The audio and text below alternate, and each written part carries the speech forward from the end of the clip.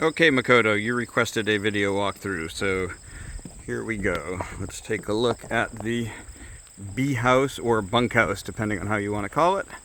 But you should get a sense of the exterior entryway here. One thing to note as I back up, this doorway, the outside face of that is where the structural support is, and the interior of that doorway is largely just an additional built-in structure that you'll get a sense from the inside. So let's enter in this little overhang, and we are now entering the bunkhouse, where if you turn left, and again, this is where you can see what I was saying about that entryway. The structural support for it is on that outside face, and this inside, above where I have the solar inverter, is really just an additional box that was built on the inside. But all of the roof lines sort of meet at that one inside corner on the outside face of that entryway.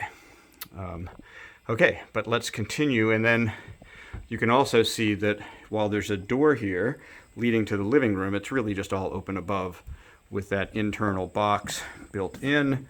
This is now that living room, which you've seen some photos of.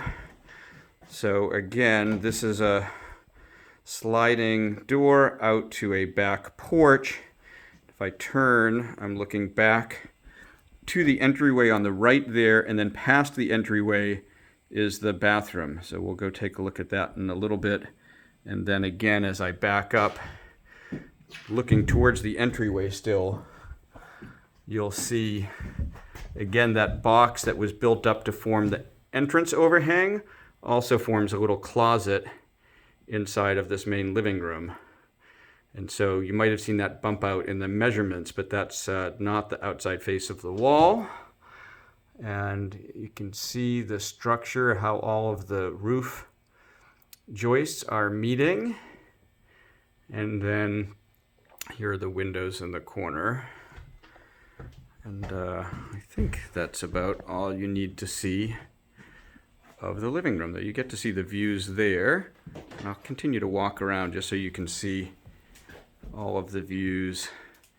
That actually looks towards the Blue Hill, which, there we go, there's Blue Hill in the distance.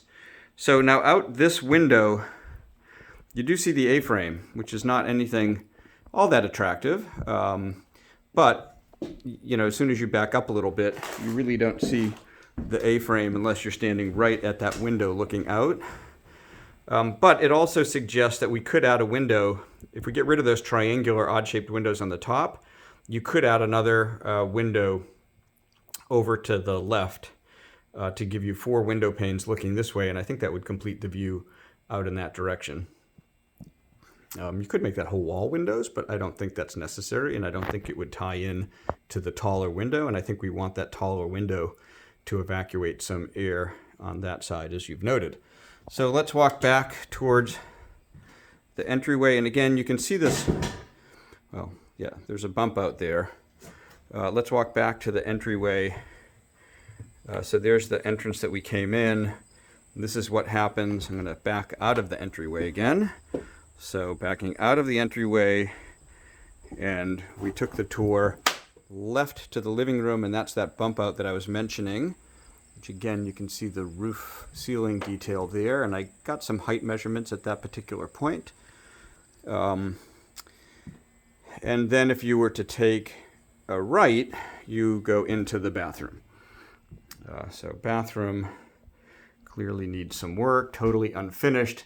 Ceiling's kind of funny because it goes all the way up to the maximum height of the structure in a relatively small room. And then on this face, so there's a shower on that side of the bathroom. This is the bathroom door here. And then you can also see that we have a washer dryer. And again, there's a lot of height here. That is above the shower and above the washer dryer, where you see those handles and hinges. That is an insulated storage area where we have the batteries for the solar system, and there's a heating source in there. The batteries for the solar can't freeze in the winter. So that's the one insulated area of the two houses, is that little box that is above. I should also point out that this entire structure also really doesn't seem structural. The structure is the sort of ceiling and these other wall joists, and then I think this other box that forms that side of the bathroom. And then you can see it back here. So again, that's the entryway.